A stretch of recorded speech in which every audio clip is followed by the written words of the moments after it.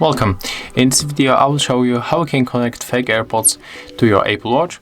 So at the first we have to grab our Apple Watch and then enter the settings. Next we have to move for the Bluetooth settings. We have to turn on Bluetooth. When the switcher is turned on and it's on the green color, it means that the Bluetooth is activated. Then we have to open charging case of the AirPods.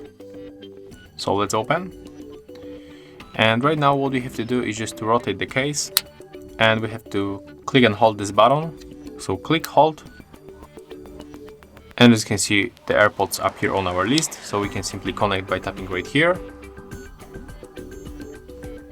As you can see right now they are connected, the status of the connection has changed, and we can easily put one of the AirPods to the ear, and after that we can hear this characteristical sound, and it means that they are connected.